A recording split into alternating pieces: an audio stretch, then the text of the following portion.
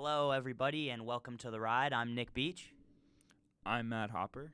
and we're here. We got this Friday, October 21st edition for you. We're going to open up with a little bit of baseball now that we're getting close to the World Series here. It's getting to be late October. The Cleveland Indians have moved on in the American League. The Chicago Cubs are up 3-2 on the Los Angeles Dodgers, headed back to Chicago. We're in for some good baseball the next couple days to see who's going to make it out of the National League. Clayton Kershaw is on the hill for the Dodgers in this Game 6 back in Chicago.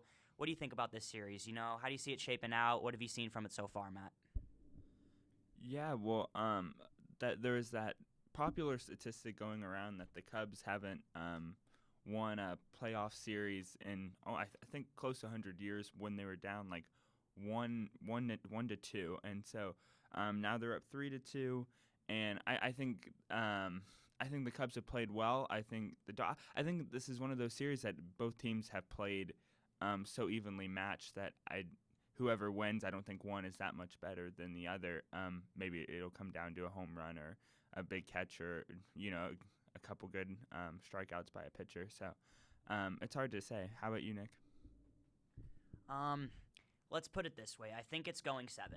I think Clayton Kershaw has lost his whole problem that he had with pitching in the postseason. He's done a good job so far this postseason. The one start where he gave up 5 runs, 3 of those were inherited by a reliever, and then he gave up a 3-run double or something like that.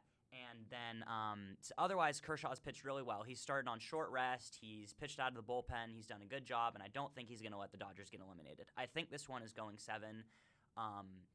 And I don't know how that Game 7 is going to shape out. That's going to be tough. Like you said, these teams are very evenly matched, and it could come down to the late innings of the game. I think both teams have a really good bullpen, which has contrasted each other in the series, and you need to have a good bullpen in the playoffs, and Cleveland's shown that. And I really think that, the edge on starting pitching I'm going to give slightly to the Dodgers. They'll have Rich Hill going in Game 7, being that Kershaw wins Game 6. And he did a really great job his last time out. And as I saw somebody on ESPN last night say that the thing about Kershaw isn't just his ability to dominate during a start. It's his ability to throw off hitters to where they're, still struggling in the next game. They lose their timing. They don't know how to deal with the next pitcher. And Hill doesn't throw as hard as Kershaw does. He throws a lot of breaking stuff. So I think the Dodgers are going to win this series, but it's going to be tough. The Cubs could come out and bash Kershaw and win by 10 runs and finish this thing off, but I think it's going to be Dodgers-Indians in the World Series. Just for a minute to talk about the Indians, Nick, what did you think about, the Toronto Blue Jays destroyed the Rangers, at least offensively, were hitting home run after home run, just seemed like a firepower that couldn't be stopped. And Cleveland stopped them in 5 games. What do you think about this Cleveland Indian team? Cleveland is a force to be reckoned with. I like them for the World Series right now. I think they're on fire. And, that could change when it comes to the World Series. You're playing a team from another league. They have the home field advantage. That helps. But going on the road and having to play without the DH can always throw off an American League team. And, I think that even with their injuries, their starting pitching's done a really good job. And they're not hitting the baseball particularly great, but the pitching's been good enough to kind of combat that, and their bullpen's been great. Andrew Miller winning the most valuable player of the American League Championship Series, and I think that their bullpen, at least in the back end, is basically unstoppable. It's going to be tough to get by them, and I think they'll come up with some big hits because, as they had shown throughout the regular season, some of the playoffs, that they got some big boppers, and they can hit the baseball, and I think that either National League team would have an edge on them when it comes to starting pitching, but I like this Indians team to go on and win the World Series, which would be the second championship for the city of Cleveland this calendar year.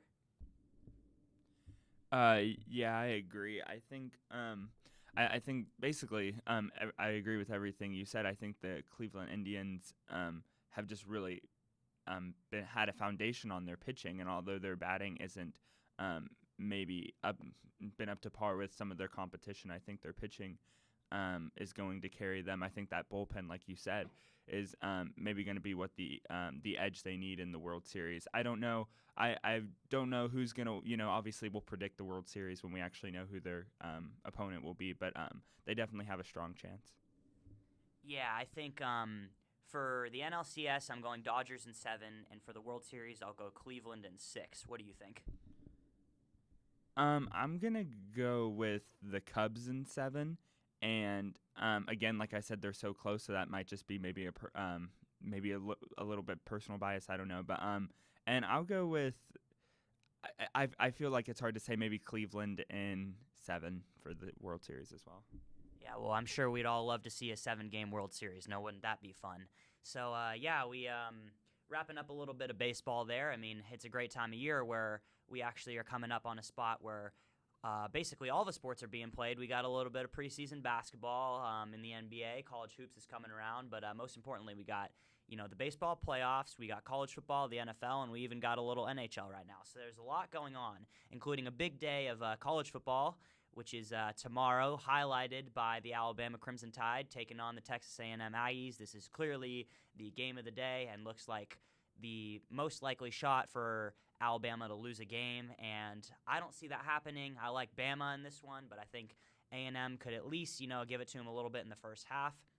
But what I do think is important is, I don't know, maybe not in the case of A&M, but I think if this is a close game and somehow A&M pulls it out, I think that both of these teams could find a way to squeak into the playoffs, especially because the media and the committee loving the SEC. And but like I said, I think Bama pulls this one out. What are you thinking? Yeah, I like what you said. I think if A&M loses this game, I think they're just they're going to be pushed too far back. But if Bama loses this game, I think definitely they would still have a chance to be in that college football playoff. It's so hard to say. I think I'm going to go with Bama on this weekend. I think A&M is a really good team, but Bama has just been like every year, it's just blowing people out. But they seem. I feel like at least in some years maybe they've seemed like, oh, maybe they can be beat or maybe they have a weakness. But so far it seems like they've shored up every weakness they've had in the past, and they're just unstoppable this year so far. Yeah, I think that too, and I think, Bama wins this game, it's pretty likely that they'll win out, and then, very likely that they'll be the number 1 seed in the college football playoff. But a thing that I definitely look at is you look a little bit down further, and we got the number 2 team in the nation right now is the Ohio State Buckeyes. They head to Beaver Stadium to take on Penn State this weekend. Could be a tough road test for them. Last time they visited, I believe it went to overtime, and it was a tough game.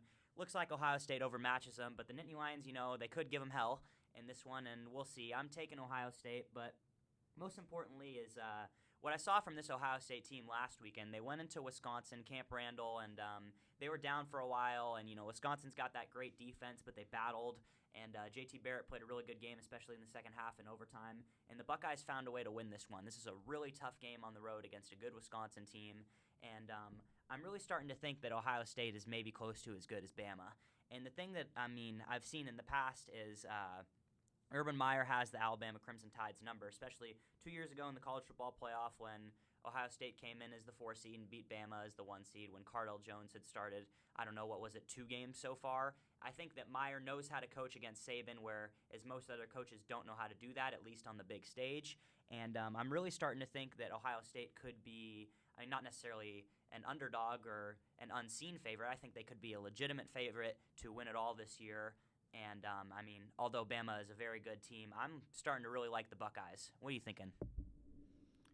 Yeah, I think the Buckeyes definitely have a shot. I think my only combatants with that would be, they struggled in the first half against Wisconsin, and Wisconsin has a really a very good defense, but not a Bama defense. So my only thing against Ohio State is maybe when they went up against Bama's defense, who would be a little quicker, especially on the defensive edge, would maybe have trouble. I think offensively, I think the Ohio State maybe doesn't have as much talent, at least at the wide receiver. I think Bama might have a little more there. Obviously, I think Ohio State wins at the quarterback. I don't know, but I think it'd be very close. What do you think as far as talent level at the position? I think they're pretty equal talent level. You see it in the recruiting. They're both up there at the top of the top 10 ESPN classes every year. But the thing about Saban and Meyer is they actually get these recruits to pan out. They turn them into great players. They turn them into good NFL players. And I really think that talent level, Ohio State's pretty close to matching Alabama. JT Barrett and Jalen Hurts have both been great at the quarterback position. They both run the ball very well. They both play pretty good defense, and like you said, maybe a little bit more at wide receiver for Alabama, but both teams have loads of depth. Injuries don't really hurt either of these teams too bad. We've seen that in the past couple years, and really, I think Ohio State has a slight edge because Meyer's the only one that knows how to coach against Saban. So I think we're both pretty confident that 1-2, even though it's only been through 6 games, is going to be Bama Ohio State come the end of the season. So who do you think is going to be this number 3 and number 4 when we head into the college football playoff? It's so hard to say. I think Washington has, really shown a lot. They've just destroyed teams. They destroyed Stanford. I don't know if Stanford is as good as we thought they were going to be. Obviously Michigan is having a good season, but it's hard, can you say Ohio State's the number 2 and assume that they're going to beat Michigan and Michigan still be in that top 4? I would like to say right now, if we ended now and I could put Michigan and Ohio State both in the college football playoff, I would put Michigan at 3rd and maybe Washington at 4. I think A&M deserves to be in that mix. What do you think, Nick? Yeah, I think one that I can confidently predict right now is Washington, because I think that they're clear-cut the strongest team in the Pac-12, and they've proved it too. They haven't had any bad losses or anything like that, where sometimes a team can be really good, but they can lose 1 or 2 games that they probably shouldn't have. And Washington's not doing that, and I don't see it happening for the rest of the season. So yeah, 3 or 4 seed for them, and I think that 4th team is really tough to predict. But I don't know. I mean, a couple weeks ago, I was definitely going Clemson. I thought that Clemson was a really strong team, and but they've had their problems in recent weeks. They almost lost to NC State last week. If it weren't for a miss on that field goal, they likely would have lost. And yeah, I don't know. It's really tough to predict the 4 teams right now. I think, I'm going Bama, Ohio State. I'll go Washington 3, and at number 4, I think I'll have to right now. I can't go with Michigan because I don't think 2 teams out of the same conference, as much as there's been a lot of talk that could happen. Yeah, this is a really tough one. I think that number 4, I will go right now A&M, because I think they're going to give Bama a really tough game, and they really value the SEC high. And it's tough to say that there's going to be 2 teams from one conference, but that's what I really see happening this year, and I don't think it's going to be Michigan because Ohio State has their number, and I don't think that game's going to be close. Yeah, kind of going in the same direction. Let me ask you this. So a lot of people seem to think, Oklahoma was supposed to be the Big 12's pride this year, and that didn't pan out. So you have 2 teams in the Big 12, West Virginia and Baylor. 2 questions. 1, how good do you think those teams are? And 2, if one of those teams did go undefeated, would they have a chance with the Big 12 being weak this year and maybe not having a whole bunch of competition? Do they have a chance to make that college football playoff if one goes undefeated? Yes, I think they do have a legitimate chance. But in terms of Baylor, I don't think they're that strong. They've had a really weak strength of schedule, and they've struggled in a couple games. I think they lose at least 1 here down the line. West Virginia, it's hard to say because there's been a couple games I go, yeah, I mean, they're probably the better team, but maybe not by a lot. If they can keep proving it, I think they'll definitely eke their way up to number 5 or 6 come the end of the season, at least, if they, go undefeated. But right now I think that they have a legitimate shot, but I don't think either team ends up going undefeated. And if either of them has 1 loss, there's no way that they're going to put them in over, let's say, Louisville, let's say Clemson if they have 1 loss, let's say Michigan if they have 1 loss, just because of the strength of schedule and strength of victories right now. But yeah, it's really it's definitely tough to predict what's been going on. And I think that Michigan is being a tad overvalued at this point because they've played really good football, but at the same time, they haven't played Ohio State, who they always struggle against, at least in the past 10, 12 years. And it's tough to find that 4th team right now. And I think the one that a lot of people like is Louisville, because they went into Clemson and, gave them a hell of a game, and they still got Lamar Jackson, who appears to be the Heisman favorite still at this point in time. And I think that Louisville can still play with anybody, but fact is they lost head-to-head to Clemson, and if Clemson doesn't lose twice, Louisville's not going to have a good chance to make the playoff because they're not going to be playing in the ACC championship game, and really they may deserve it because Clemson might be coming back down to earth. And although Clemson plays very well at home, I think that overall Louisville might be the better team, and they might not end up making the playoff. Yeah, so I don't think Nebraska's for real at this point. West Virginia, yeah, like you said, they could shoot up there.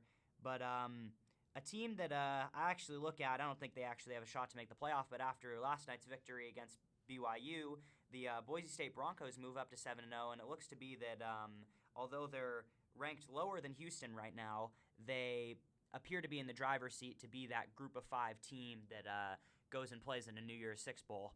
And, they would have a tough test if it comes down to the Mountain West Championship game against San Diego State. But it looks like Boise State's going to be in that game right now. And what do you think about that?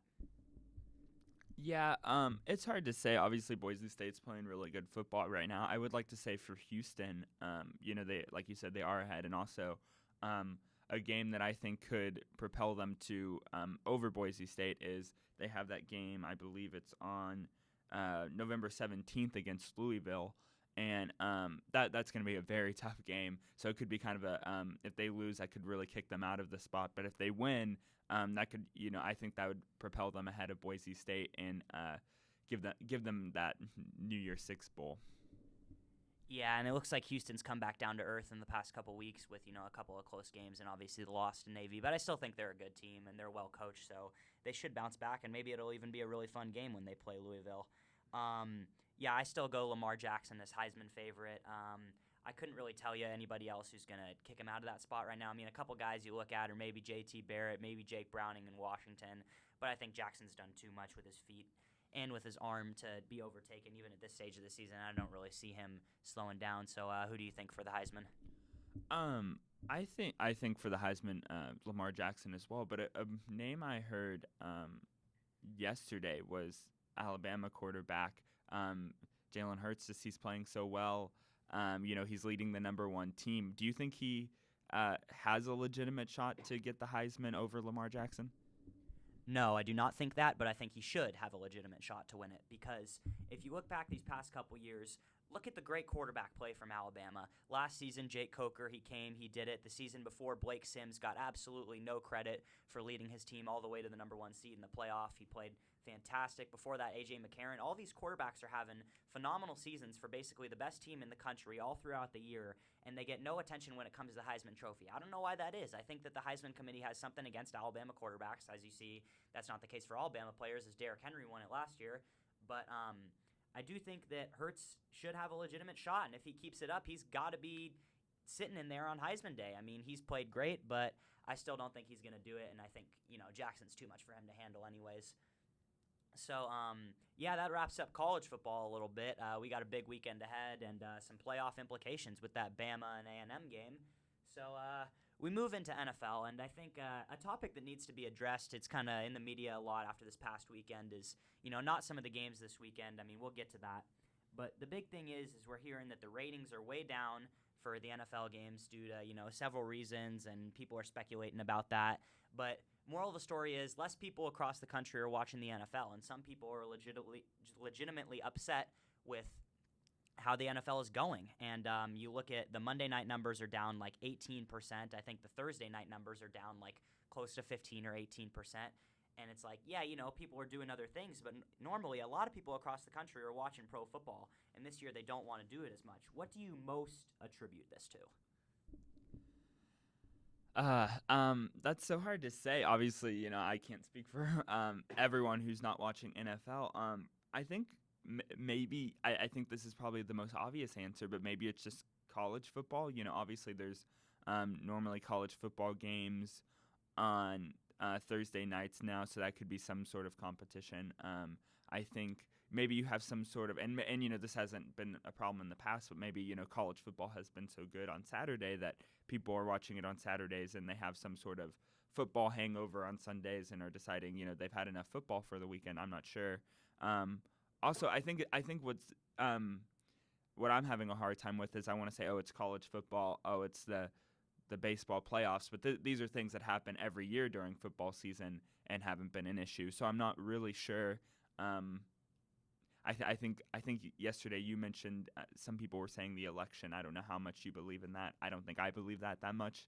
But yeah, I think it's really tough to say. Do you have an idea on it? Yeah, I think the election is a little bit of it, And if you look back 4 years ago, it wasn't happening quite as much with the election, but it was like when Green Bay played New York on that Sunday night game, and there was a debate. They said the ratings were down like 20% from normal. That sounds about right that would happen anyways. But I think it said the other debate, I forget what that was. It must have been on a Monday night, and I forget who was playing. But I think they said that the ratings were down 40% for that one, and that seems like a bit way too much to be a problem. And not only is it Monday and Thursday nights, they're talking Sunday that Fox is down, CBS is down, NBC is down. And part of it is too that people only watch Red Zone now too, because you can order it for whatever it is, $7 a month from your cable company, and then that way you don't have to worry about scrolling through all the other games. And so many people are focused on just fantasy as opposed to watching a full game. That's part of it, and I think we're moving into a new era. And I saw that baseball, the playoffs, the ratings are even down a little bit too. I mean, not quite as drastically as the NFL, but yeah, and it's coming to be where this sport that is America's brand right now, and the thing that people have loved watching most for the past, 5-10 years at least, is starting to tone it back. And I think that one thing that they're talking about is it being the no fun league, with all the penalties. You can't hit anybody, you can't play defense, all kinds of stuff, just bad refereeing, and they're not letting these guys play. Whereas to the point where people only want to watch college football because even though some of these players could be getting away with what are penalties, it's more fun to watch. They let them play. I mean, the pace of play isn't necessarily faster because the replay system is different in college, but I think that people are they're getting bored with the NFL. They don't want to see a million penalties. They want to see teams play. And one game I look at it, which was absolutely ridiculous, was Atlanta totally, in my opinion, losing the game because of a dumb call. It's like, if you're an Atlanta fan or even an NFL fan in general, how can you want to go back and watch the next game if you see something like that happen? Julio Jones goes for a deep pass and gets absolutely yanked down by Richard Sherman and another defender as well. No pass interference is called. If it didn't put him in field goal range, it would have put a driving Atlanta close to field goal range, down by 2 with a good kicker, ready to go win the game. And they lost because of it. And that could very well affect their playoff seeding and record down the line because of it. And it's just, if you're a fan of football and if you're a fan of the good of the NFL, how can you want to go back the next Sunday without at least some pain in you having seen something like that? The referees, it seems to be, they get worse and worse every year, and this is a big thing that attributes to it. I go some of the election, some college football, but like you said, college football and baseball, these things happen every year, and something's got to be done about the NFL. I don't think it's the broadcast. I think the announcers are fine and stuff. I don't think they have a problem with that. And another thing is, maybe a couple teams that they expected to be good this year aren't as good, and the fans are a little bit less invested. Let's go, Carolina, the Jets, potentially Arizona. And I actually read something this morning that I think total NFL ratings are down 18 or 19% from last year, and 40% of people who were surveyed from that group of people who are no longer watching said it's because of the national anthem protests. And I think that number seemed a little bit high. And a lot of people, they don't want to see these type of things that Kaepernick is doing. They think they're ruining the good of the game. And, I didn't expect that to actually happen to such a certain extent. But realistically, whether or not you want to protest, it's coming to be that the players in the NFL are just kind of divas. And they earn all this money, and they think they're above something. And, I think it's good that these college players aren't getting paid at this point because they don't have a reason to think that they're above the game. And that's what's making college football a lot more fun this year. And I think it's really tough, and the NFL is going to have to make some sort of change. I don't really know what that's going to be. I don't either. I think as far if you're talking about the change in getting more viewers, I'm not sure. Like you said, maybe it's the election, which we'll see after it ends, in 3 weeks. And if it's the protests, I'm not sure what you do about that. I don't know how aggressively if you're the NFL, I don't know how aggressively you try to tell the players to stop or try to confine what they're doing. Obviously, I remember, I don't know how, maybe a month ago when this first started, Jerry Jones made a statement that if one of my players decided to protest, he wouldn't be one of my players anymore. I don't know if you go that harsh. Obviously, that's one manager or one owner. So I don't know if you go that harsh. I don't know exactly how much Goodell can do about it.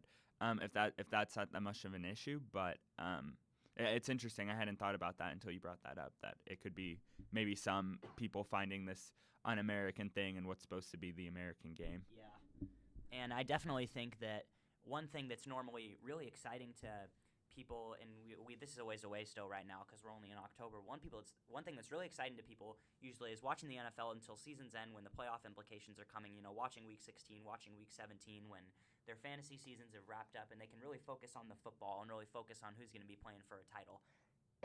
But this year, I was looking at the calendar, and actually Week 17 of the NFL season is going to be played on Sunday, January 1st this year. So obviously you're competing with college football that day as they have the New Year's Six Bowls, the day after the college football playoff, and on top of that, people going out the night before on New Year's Eve. And also on January 1st for many teams is the opening of conference play in college basketball. So we got a lot going on January 1st. It's going to be the biggest television sports day of the year, at least of the first quarter of the year. And there's a decent chance that a lot of people won't be watching Week 17 of the NFL because there's going to be so much else going on. And, there's only so much they could do when it comes to programming this and, getting their slots. That's when Week 17 ended up being, which is, no problem. However, it's starting to be that fans should care about the NFL. People should care about the NFL, and I think they've discussed adding another referee to make it a little bit better. College has one more referee. I think it's 7 in the NFL, 8 in college. And I don't know, but at this point, it's a little bit disappointing as, two of us who follow the NFL fairly heavily. And we just want to see some good football. Whether or not our teams are playing well, it's always been something that I've liked watching. And I don't know, it's starting to be where people are getting excited for basketball season. People are loving college football. Baseball's wrapping up, and the NFL has taken the backbone for the first time in a while. But we do still have a couple of good games in the NFL this weekend, and I think that it's fitting that we talk about a few of those. So first off, in the NFL, I think, first thing in the morning, we got the London game at 8:30 a.m. Central Time, and that's the Giants against the Rams, the Los Angeles Rams. Both of these teams 3-3. You could say both potentially battling for a, playoff spot somewhere along the line. I don't know. It's still early, but who you liking in this Giants-Rams game in London? Yeah, I think it's hard to say both teams 3-3. Both. I personally thought the Rams would be worse. I know 3-3 isn't a great record, but I personally didn't think they were going to be a 3-3 team at this point. So they're playing better than expected. I still think I'm going to go with the Giants on this one, though. Yeah, and I think that's a decent pick. I think I'm going to go Rams in this one. They'll come up big in London. They've kind of overcame adversity pretty well, moving cities. Their number 1 overall draft pick isn't even playing at quarterback, and I guess you got to say 3-3 is pretty positive for that. They could have won last week. They kind of blew it. They could have been 4-2, but I think they'll be 4-3 coming out of this one. So another one to look at is, early game. We got Minnesota at Philadelphia. Eagles coming off 2 tough losses, and it looks like the Vikings are still the strongest team in the NFC, in my opinion. And I think this one could be a close game with Bradford coming back to Philadelphia, but I'm going to go Minnesota in this one. Yeah, I think this is a really interesting matchup. I think that these are, 2 of the best teams in the NFC right now. I think, obviously, that could be discussed, seeing as the Eagles' downfall a little bit. But, yeah, I have to go with the Vikings. They're just playing really well right now. I think it'll be interesting. How do you think, in this point of the season, how do you think, how much of Wentz are we seeing now? He was kind of on top of the world, played really good this first few games. Not that he's really played bad in these losses, but do you think he's coming back to earth? Do you think we're seeing maybe a more real view of the Eagles? Maybe go back to the team and just saying, is this the Eagles? Maybe they're not, as good as we thought, or was it just a struggle? After a little bit of a tough game last week, and he played fine in Detroit the week before, I think I don't really put this on Wentz yet, and I don't think I put it on Coach Peterson either. I think the problem with the Eagles has, of course, been penalties, which partially you can attribute to the refs, partially you can attribute to dumb play. And I think the Eagles do have a strong defense, and they've had a problem overcoming penalties in the past couple weeks, but their defense will show back up this week against Minnesota. But the problem is, I think that it's starting to show with Wentz is, Lane Johnson, who's the Eagles' best offensive lineman, is now suspended for 10 games, and he's not going to be protected as well, so he's not going to be able to make as many of the throws. as he was making to start the season with that really good offensive line. He's going to struggle a little bit with that, so he's not going to play quite as good. And realistically, on the outside, I mean, we've been saying this for a couple years now since Jeremy Maclin and Deshaun Jackson left, but the Eagles do not have a very talented receiving group. And while they have a couple of decent tight ends and while they have some running backs who can catch some passes, their wide receivers, they got to do something. I mean, whether it be next offseason, in the draft or whatever, to add a receiver to help, a real threat to help Carson Wentz blossom into a great quarterback, which I think they can still do. I think the Eagles are still, potentially a decent team, but they're going to lose some games and have some growing pains here with a little bit of a young core team and at least a young quarterback and young coach. And but I think realistically, they're still going to be decent. Playoffs is a big dream right now in what looks to be a really tough division, especially coming off that loss against Washington. And I don't know. I looked maybe 8-8, 9-7 for the Eagles down the line, looking at how they played the past couple weeks, but they could bounce back. Another game I look at is another early game. We got Washington at Detroit. Washington coming into 4-2. Detroit 3-3. They've played well the past couple weeks. Both of these teams have actually, and I think I like Detroit at home in this one. This is the type of game where you look at and say, Detroit's hot. They should win. But that seems to be always the point where Detroit loses. So I think that they'll come up with a win against Washington. Tough road game for Kirk Cousins and the Redskins, who are playing good football. I think these are both talented teams. Both could be playoff bound. The NFC is really tough to kind of gauge right now. There's a lot of teams that look like they could be contenders. Who do you like in this one? Yeah, I think both, like you said, they're both contenders. I think I'll give the edge to Detroit at home. Like you said, they're hot. This is like the point where they like to lose, but I think maybe they finally win this one. One team I want to ask you about is the Cincinnati Bengals. They're 2-4. Obviously, they're playing the 0-6 Browns. So, do the Bengals get closer to even again in their schedule or in their record, or do the Browns get their first win? I go Bengals win this one, although they have not looked very good this season. I still think that they find a way to win against the Browns because even you look at the Browns on paper, and I mean, yeah, of course they have their problems, but they got some talent, and if they weren't the Browns, you would think they would have won at least 1 or 2 football games so far, and at least couldn't be the total laughing stock of the NFL. But I go Bengals in this one, but I really don't think the Bengals are a playoff team. But one thing you look at is Roethlisberger out with a serious knee injury now.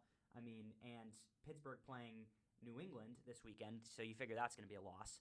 And Baltimore struggling a little bit. They go to the Jets this weekend, who the Jets are favored, but I go Baltimore in this one. That division, it's tough to gauge. Even though Cincinnati's 2-4, I think they're right in the thick of it. I think that 3-4, they bounce back this week. There's a decent chance where, somewhere pretty in the near future that Cincinnati could be in first place. I don't think they're that great of a team, but I still think they have a good shot to make the playoffs.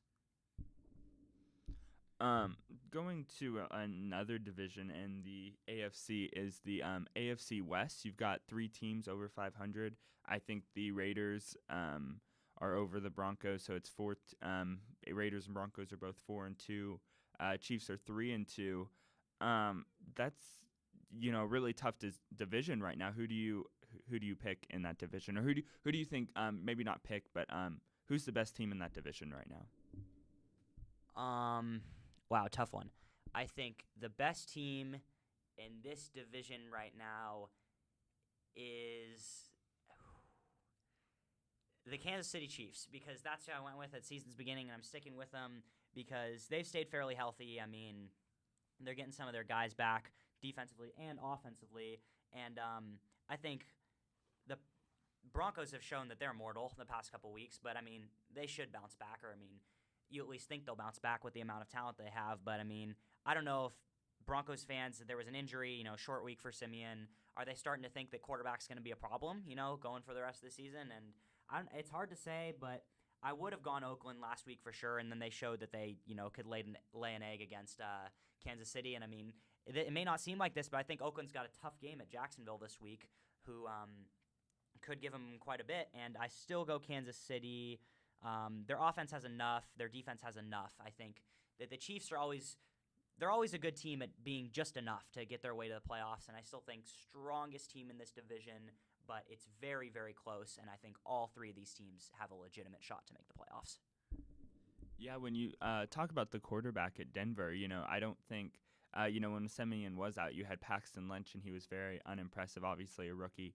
But I don't know. After that game, maybe I think the Broncos fans have a history of calling for the next quarterback when one quarterback has a couple, 2 or 3 bad games. I don't think that'll happen just because they got a taste of Lynch and he wasn't, amazing. So I think Simeon stays quarterback most likely for the rest of the season. What do you think about this Bronco team going and playing their what was supposed to be their starting quarterback, Brock Osweiler, at the Houston Texans? How do you think that game plays out? I like Denver in this one for sure at home on Monday night. Should be a fun one to watch. The problem with Osweiler is he's already struggled in several games this season. Now he faces an even better defense that he could potentially struggle against. He will have the jitters going into Denver, whether or not he says he's gonna. And Simeon should play fine in that game. I think he'll bounce back a little bit. I think Simeon's a talented guy. Like I said, I don't think he's Tom Brady or Drew Brees or anything, but I think Simeon's enough to get the job done and lead the Broncos on a serious run. And definitely go Denver in this one. They're favored by quite a bit, and that should be a good game. You going Denver as well? Yeah, I like Denver in this one. I think, if anything, just their defense gets it done against that, like Brock Osweiler and his struggling offense. Yeah. What about we got Sunday night? We got Seattle headed into Arizona. Arizona back with a little bit of momentum, albeit those were wins against San Francisco and the Jets. But, Seattle going into Arizona, which looked like this could be a really fun game, looking at the schedule earlier in the year. And I still think it could be a pretty fun game. We got Arizona favored by 1 at home against the Seahawks. I think in this game, I'd go Arizona to bounce back and have a winning record and start competing again in the NFC West. What do you think? I'm going to go with Seattle. I think Seattle's playing really well. I think Arizona just this is to be frank, just isn't playing well, and I think I don't think they bounce back. I think I think Seattle becomes the team to beat in that division, and I think Seattle's on a good start to make the playoffs over Arizona, where they wouldn't. Yeah, I think Seattle's a really good team. I still, like I said earlier, I think Atlanta deserved to win that game last week, being with the penalty, and I think Atlanta's a really strong team that you got to look at. In the NFC right now, taking on the Chargers at home this week. I'll go Atlanta in that one. We got 2-4 Indianapolis against 3-3 Tennessee. A team that I said actually a few weeks back on our show that I think wouldn't be great this year but could surprise some people is the Tennessee Titans, and they beat Indianapolis. They could be 4-3 going into a Thursday night game against the Jacksonville Jaguars. I'm going Tennessee in this one with a hot Marcus Mariota against Andrew Luck. What do you think? Yeah, I'll take Mariota and the Titans as well. I think Mariota's playing better than I would have expected him to, and I like that you point that out. They win this game, they go 4-3. They play the Jaguars that they could beat and be 5-3. Is that? Are they? You said better than people expected, which being this far would be better than people expected. So, do you think they have any shot? What is the percentage of playoffs at all in a kind of struggling South division? Yeah, this is really bold. This is bold, but I don't think Houston is as good as I thought they'd be, and obviously they're going to struggle without J.J. Watt. And this is bold. It's early, but I go Tennessee wins their next 2 games, 5-3, and I'm not going to say how the rest of the season is going to shape out for them, but I go Tennessee Titans, champions of the AFC South, head to the playoffs this year, which I think would really be something again under Coach Mike Mularkey. And they had their problems the first couple weeks, but DeMarco Murray's been big for them. Mariota's finally coming around. Their defense isn't bad. They got a great offensive line. I think the Titans are, I don't think they're great, but I think they're a legitimate team to go to the playoffs. Another team I definitely look at that I did not think would be very good, especially after the first couple of weeks, and I said that Rex is finally going to be gone from Buffalo. But you turn around, Buffalo's 4-2, playing really good football. Bills headed to the playoffs. What do you think? Yeah, I don't know. Yeah, I think that's another team that we didn't expect to do well. I don't know. I think it'll be tough. Obviously, I think the Patriots are going to win that division, so it'd have to be a wild card. I think maybe, and I think you have, with the competition in the AFC West, definitely one of those teams could compete for the wild card. I think it'll be interesting. Definitely a chance. I think it's going to be harder for them, just because I think the Patriots are going to win that portion. Yeah, true. That's a good point there. Even though the Bills do have that one head-to-head victory against New England already against Jacoby Brissett. But, I mean, now Tom Brady's back, and New England looks like the clear-cut favorite in the AFC, at least in my opinion. So, yeah, that wraps up our NFL portion of the ride this morning. And, yeah, so basically you guys got a lot of good sports to watch this weekend, so make sure to catch up on your baseball, your college football, and your pro football. There's a lot going on. Thanks so much. I'm Nick Beach. I'm Matt Hopper. And thanks for tuning into The Ride.